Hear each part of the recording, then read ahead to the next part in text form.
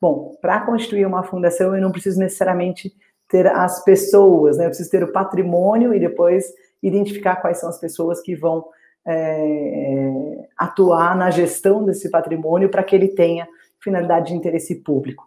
As associações, elas constituem por uma união de pessoas. O Código Civil não fala no número mínimo, né? Mas é óbvio que, por boas práticas, a gente tem que pensar o que eu preciso ter para que a organização funcione. Eu preciso ter, no mínimo, um conselho fiscal, para que ele possa fazer aí a fiscalização, para que ele possa examinar as contas, por pessoas, inclusive, que entendam dessa temática, né? Eu tenho que ter pessoas que atuam na diretoria, né, na gestão, eu tenho que ter pessoas que possam também pensar de maneira estratégica.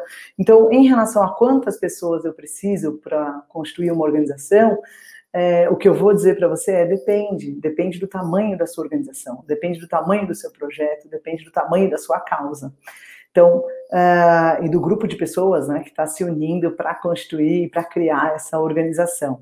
É importante que a gente não se aproprie da organização como algo pessoal, né, como algo personalíssimo, porque ela tem essa natureza muito mais ampla.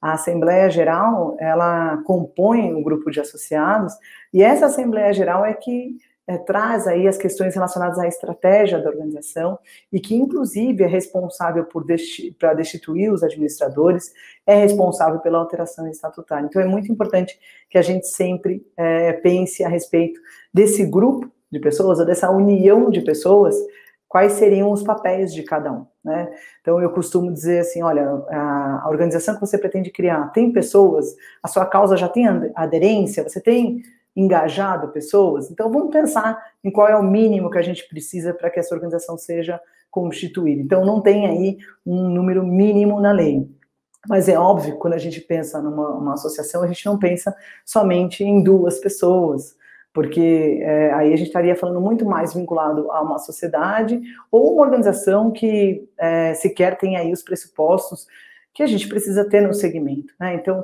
é muito importante ter pelo menos as pessoas do Conselho Fiscal, que vão participar da gestão, um grupo de associados que minimamente possam, nessa fase inicial, tocar a organização.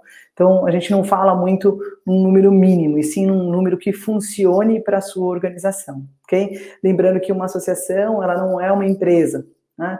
Uma associação, ela tem finalidades de interesse público e, óbvio, ela pode ter atividades meias. É importante que a gente tenha isso em mente.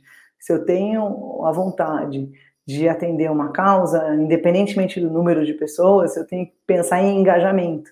Eu acho que esse é um ponto importante para a gente pensar em relação a essa pergunta. Quantas pessoas são necessárias para constituir uma associação ou fundação?